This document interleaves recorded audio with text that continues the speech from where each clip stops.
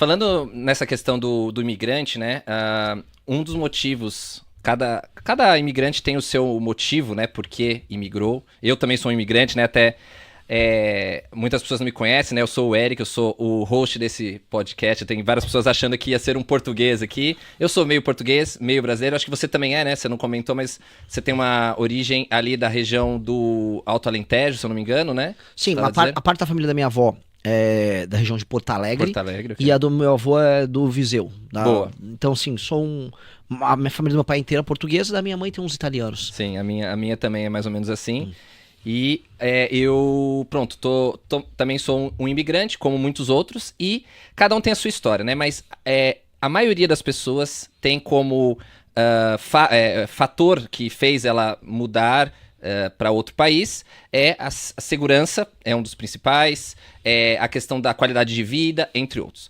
Mas independente disso, a gente sabe que hoje Portugal é o segundo maior país de imigração brasileira, tá ali aproximadamente 500 mil, né? Às vezes os números até aumentam porque eles não conseguem acompanhar. Os Estados Unidos ainda é o primeiro, né? E é muito interessante porque existem, pelo que eu vi aqui nos dados que eu pesquisei, aproximadamente 20 milhões de imigrantes brasileiros no mundo todo, né? Pode ser um pouco mais, um pouco menos, dependendo da fonte. Ou seja, são 20 milhões de brasileiros que estão muitas vezes insatisfeitos e que mudaram para outro país. Mas essas pessoas, imagina que são quase 10% da população brasileira. Muitos deles são jovens, né? Pessoas em idade ativa, né? Até por isso que eles foram ser ativos num lugar que reconhece melhor a atividade e o empenho deles. Sim. Né? E essas pessoas também, elas podem, inclusive, votar, né? E podem ainda acompanhar a política e o futuro do seu país natal. A minha pergunta até era uma curiosidade que eu sempre quis fazer para alguém, e aí você vai poder me trazer, e algumas dessas milhões de pessoas podem entender. O que um presidente, né, que na verdade quem mora fora só pode votar a presidente, não pode votar para nenhuma outro cargo. O que um presidente pode fazer para um imigrante que está em outro país? O que ele tem a possibilidade? O que um imigrante pode ter assim, de esperança ou de futuro em um candidato a presidente? É uma ótima pergunta, porque a primeira coisa que um presidente de um país sério e jovem como o Brasil deveria fazer era trazer de volta as pessoas, não obrigando, claro, mas dizendo para eles, o lugar para você crescer é aqui. E o fato das pessoas estarem indo embora é sintomático de um país que perdeu vitalidade. Veja, é muito engraçado que muitas pessoas vêm para Portugal, enquanto portugueses saem de Portugal e vão para Suíça, vão para França, vão para Alemanha. Existe uma comunidade de portugueses gigantesca na França, gigantesca na Suíça. Na Suíça, Luxemburgo. Exato. E elas estão indo embora porque elas não encontraram oportunidade em Portugal e nossa situação tá tão ruim que nós saímos do Brasil e viemos para Portugal. Então, é sintoma gigantesco, não só de que nós não temos vitalidade no Brasil, ou seja, a economia não cresce, as oportunidades não vêm, como mesmo quando você tem, a vida é ruim. Uhum. O que faz uma pessoa que eventualmente ganha bem no Brasil a não querer morar no Brasil? Eu vejo pessoas que trabalham, têm salários de 15, 20 mil reais, loucas para ir embora do Brasil. Conheço essas pessoas. E por quê? Porque a experiência de viver numa cidade no Brasil é muito ruim. As ruas no Brasil são sujas, elas são pichadas, os espaços de convivência urbano são destruídos, são tomados por moradores de rua, a grama na pracinha. Eu tô falando das coisas pequenas, antes de chegar num assaltante. Claro. Pra gente pegar como a experiência de viver no Brasil é ruim. Viver no Brasil, na maior parte dos lugares, é feio, as nossas cidades são feias, o urbanismo é mal feito, é mal tocado, as cidades estão destruídas. Poluição sonora também. Poluição sonora, falta de respeito ao espaço do outro, usar um transporte público é uma experiência sempre ruim, sua individualidade ela é invadida. Então tudo isso, né, a gente naturaliza, porque a favelização é um estado de espírito. E a gente vai se favelizando, não só o morador da favela, a gente vai se favelizando no trato. A gente vai ouvir o cara que leva uma caixinha de som pra ouvir um funk dentro do ônibus. E a gente passa a achar que isso é natural. Todas essas pequenas coisas vão se somando e vão brutalizando o brasileiro, vão tirando a sensibilidade do brasileiro e tornando o brasileiro uma pessoa que lida com a animalização. E aí quando ele tem o choque de ir pra fora do Brasil e ver que não precisa ser assim, é brutal. E quando eu digo que é brutal, eu peço pros brasileiros que estão nos assistindo, que estão no Brasil, fazendo essa experiência. Eu não tenho dinheiro. Vá um dia pra Argentina, economiza um dinheirinho. Só pra Argentina já dá pra ver uma diferença. Você vai ficar chocado. Não tenho dinheiro. Vai pro Uruguai. Uhum. Você vai ficar chocado. Chocado, porque não precisa ser assim. E na verdade esse choque inclusive existe dentro do Brasil. Uma pessoa sai do Belém do Pará e vai para Curitiba, ela já fica chocada. Então o que faz com que viver no Brasil seja tão ruim? Quais as razões disso acontecer? Pois bem, eu, sendo presidente da República, vou resolver isso. Eu preciso tornar a experiência de viver no Brasil, a experiência de acordar e trabalhar, a qualidade do trabalho, quanto você ganha no trabalho, a segurança que você vai e volta pra tua casa, a experiência de andar no carro, se você comprou esse carro ou não, se tá barato ou não esse carro, se a gasolina que tá indo no carro, ela tá barata ou não tá barata, se a cidade tá barulhenta, se a cidade tá te respeitando, se a cidade tá arborizada, se a rua tá limpa, toda essa experiência tem que ser resolvida. Porque a experiência de ser brasileiro hoje, em bom português, é uma merda. Vamos falar. É uma merda. É ruim viver no Brasil. E a gente fica fingindo que não é. Não, aqui é muito bom. Não, porque o cachorro caramelo. Não, porque a gente é um povo feliz. Mentira. Povo violento. Um povo que fica fingindo, se iludindo de que tá tudo bem. Que é a grande ilusão carioca. Tá todo mundo dançando no carnaval. Tô dançando. Tá dançando com o quê, meu amigo? Milhares de pessoas estão morrendo todos os meses por conta do crime organizado. São milhares todos os meses. Rio de Janeiro é um lugar violento. A sua cidade tá tomada pelo Comando Vermelho. Você tá se iludindo. Na França havia uma doença que as pessoas ficaram loucas na Idade Média, elas ficaram dançando até morrer. Ficaram dançando. Foi um surto coletivo. E caíram e morreram. A gente tá nessa. A gente tá num surto de tentar ficar fingindo demência pra lidar com o absurdo. Sim, com certeza. Não, e é interessante porque essa figura, né, que você falou do sexto do cachorro caramelo, é muito interessante porque a gente vê, até hoje em dia, com essa questão da inteligência artificial, o pessoal fica fazendo, de vez em quando aparece pra mim na timeline, né, no feed, não sei se você já viu, eles colocaram por inteligência artificial grandes líderes do mundo e os animais que representam a sua nação. Então, por exemplo, tem, se eu não me engano, o Putin é um urso. O urso. Aí a águia americana.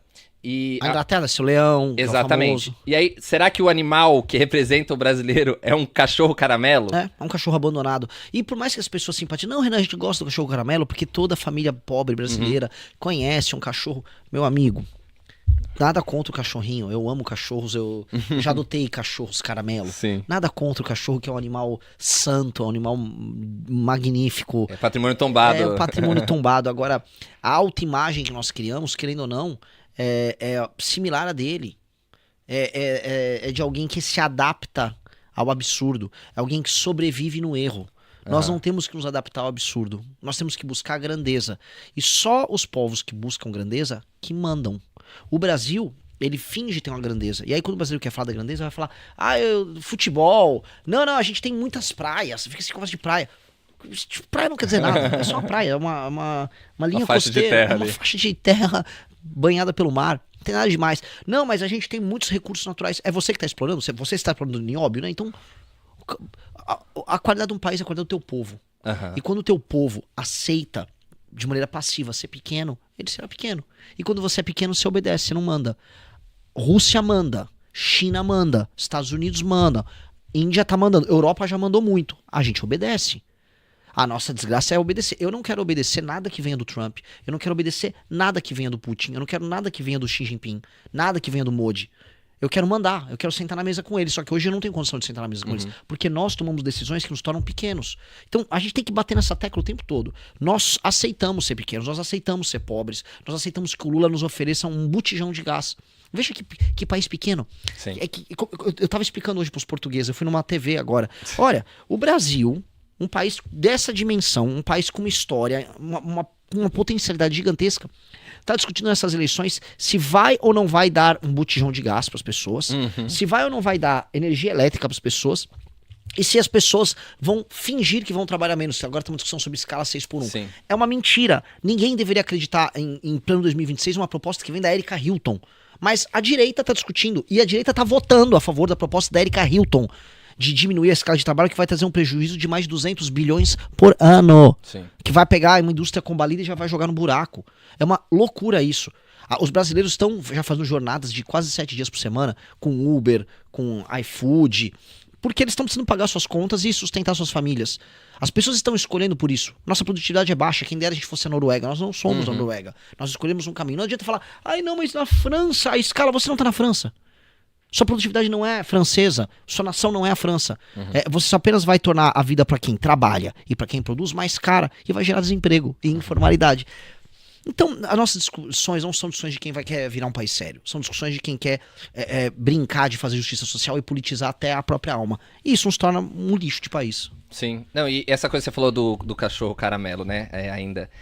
Isso eu acho que está muito ligado à questão daquela coisa do brasileiro ter uma inteligência para fazer as gambiarras, vamos dizer assim. Sim. Então aquela coisa a NASA precisa vir... a NASA precisa estudar o brasileiro, não tem aquela coisa? Te amo, cara, você é muito bom. Eu odeio isso, cara. O Brasil precisa ser estudado. O quanto isso está relacionado com a figura do cachorro caramelo, né? Que é o cachorro que se adapta às situações e não busca, né, montar uma outra realidade, né? Pô, isso é fabuloso, tá? Assim, você me trouxe um raciocínio agora que eu vou usar agora sempre. Força. Qual é o raciocínio? Veja, uma das características das pessoas mais capazes e inteligentes é a capacidade de previsão e planejamento. Isso tem até um teste que mede isso, que é o Ocean, um teste psicológico que mede, e uma das grandes valências da capacidade humana, da personalidade humana, é a conscienciosidade, que é a nossa capacidade de previsão, de autodisciplina, de resistir, vamos dizer, às recompensas imediatas em nome do futuro. Então o que acontece? Essa capacidade de improviso que a gente acha incrível, o brasileiro precisa ser estudado, representa a nossa incapacidade de planejar o que fazer no longo prazo e estar sempre tendo que lidar com o problema no presente. Quem lida com o problema no presente o tempo todo não se planejou. E aí ele tem que ser criativo, inventivo. Ah, não, eu não consegui arrumar o furo no telhado, eu botei uma caneca no chão. Ah, poxa, como eu sou criativo, botei uma caneca, um balde no chão pra água pingar e cair água ali. Ah, eu não tô conseguindo arrumar meu carro, eu vou colar com uma fita adesiva. Sim. E fala que isso é criativo. Ai, nossa, esse pegador de latinha, ele criou uma carroça feita, sei lá, com um tonel de vinho, não sei. Sim. As pessoas ficam inventando, olha como isso é literalmente um defeito. Isso, assim, quem vive de improviso, quem vive de puxadinho, não tem capacidade de planejamento, logo está em erro, está cometendo um erro. Então, esse é um grande ponto, porque a gente elogiar essa capacidade de se adaptar é justamente esconder a incapacidade de se planejar. Então, quem se adapta o tempo todo é quem não se planejou. Então, nós temos que parar de fazer puxadinho, nós temos que parar de resolver na criatividade, nós temos que, enquanto nação, fazer coisas planejadas pensando no futuro. Tanto que a nossa Constituição, o que é a nossa Constituição? Ela não foi pensada no futuro no Brasil, ela foi pensada no presente. É uma Constituição que garantiu assim, você tem todos os direitos agora. Mas você tem os direitos? Não. O Brasil, não, você tem direito à habitação, à moradia. Tem. O Brasil se favelizou. Você tem direito à saúde, direito à educação, você tem direito a um monte de coisa. Foi te entregue naquele momento, em 88. Pois bem, você não ganhou nada, não veio nada, mas foi te dado no presente. O custo veio no presente. Dali em diante, essa Constituição foi inteira remendada. É uma das Constituições mais remendadas do mundo, se não for a mais remendada no mundo. E pois bem, esse remendo não é ele próprio um puxadinho? Sim. Não é ele próprio um improviso? Isso aí é o macro desse poder de adaptação, vamos dizer assim, da goteira que tá ali, elevada à última potência. Exato. Não é a favela isso? Pois. Que é uma adaptação. Olha que criativo, ele grudou uma casa na outra, ele botou e economizou um parede. Ele pegou um capô de um carro, amarrou com uns bambus, aí colocou um tijolo em volta e ele fez um quarto. Nossa, aqui o brasileiro precisa ser estudado, ele não precisa ser estudado, ele precisa ser educado. Sim. É isso. Não, com certeza. Bom ponto. Você falou um pouquinho da escala 6x1 e é até um tema que eu queria falar, que é muito interessante em ponto de vista do brasileiro que tá lá e do brasileiro que imigra, né? Que é um pouco do que a gente vai estar falando aqui, né? Essa vertente do que a gente tá conversando aqui. E eu tinha notado isso e eu acho que você já deu a letra aí, eu vou emendar. Que é o seguinte, né? Eu percebo que essa é uma discussão, né? Que até tá voltando agora, acho que agora voltou às atividades legislativas agora depois do recesso, né? Sim. E eles voltaram a entrar em pauta esse assunto, certo? Pelo que eu entendi era isso. O que acontece? O brasileiro, ele trabalha com... o brasileiro está reivindicando nessa pauta que tenha uma escala de trabalho menor. Mas eu percebo que eu, como imigrante, vejo os outros imigrantes, a gente aqui no nosso podcast fala com muitos imigrantes, tanto aqui na Europa quanto imigrantes também nos Estados Unidos. Eles vêm aqui trabalhar e eles trabalham 7 dias por semana, trabalham com 2 empregos, trabalham final de semana, feriado, faz vários turnos, hora extra, faz tudo. Será que a pessoa querer, o povo, né, a população buscar uma escala menor, diz respeito puramente à questão de carga horária, quantidade de dias e horas trabalhadas, ou será, na sua visão, que tem mais relação com a contrapartida que o Estado dá para ela em relação ao quanto ela trabalha, e também a contrapartida que ela tem em relação à sua sociedade estabelecida ali. O que você acha sobre isso? Veja, as pessoas que mais são afetadas por um tipo de escala extenuante são pessoas que moram em grandes centros urbanos, que moram longe das regiões mais centrais e são obrigadas a pegar vários transportes até chegar no seu trabalho e depois voltar. Tem gente em São Paulo, isso é normal, que gasta 2h30 para ir e 2h30 para voltar no trabalho, com um ônibus lotado, quente, o metrô lotado, o metrô quente, no verão isso é um inferno, a pessoa não fica com a família, a pessoa vai, faz tudo isso e ganha R$3.500 no mês. Uhum. Vale a pena, isso não é vida. Essa pessoa está vivendo uma espécie de uma escravidão moderna. Uhum. Eu concordo com isso. O que eu quero falar para essa pessoa, e é muito difícil falar, porque eu posso falar para ela, virar e falar assim, meu querido amigo, é porque o seu patrão, o dono da padaria que você trabalha, está te roubando. O dono da padaria não está te roubando. Não é simples assim, não é né? simples assim. Entendeu? Você vive num país muito pouco produtivo, em que o seu trabalho não é recompensado. E isso se dá por muitas razões, por muitas escolhas erradas que todos nós fizemos no Brasil. E não é assim, numa canetada, que vai resolver. Uma dica que eu vou dar a gente pode até não se desgastar e eu ficar quieto sobre esse assunto como pré-candidato a presidente. Eu vou ficar quieto, porque o Flávio Bolsonaro vai ficar quieto. Isso se não votar a favor. Isso se não votar a favor. Ele vai ficar quieto. Ninguém vai fazer campanha contra. Eu posso só dar uma de oportunista. E dar uma dica, eu posso dar uma de oportunista e falar, grande conquista, vocês reduziram a carga semanal de trabalho, porque o projeto prevê isso, é uma redução da carga global de trabalho e estabelecer uma escala máxima ali de dias consecutivos. Beleza, galera, vocês ouviram isso, é um caminho. Vai haver demissão, vai haver inflação e vai haver um caminho para a informalidade. Então, aquela loja que estava contratando a pessoa CLT sindicalizada, ela vai ter que contratar alguém por fora para cobrir aquele dia. Para cobrir aquele dia. E ela não vai poder contratar CLT. Sim. Só que aquela pessoa vai botar ela no pau se ela não contratar ela CLT. Ou vai fazer uma PJ. E aí vira insegurança jurídica. Tudo isso vira custo.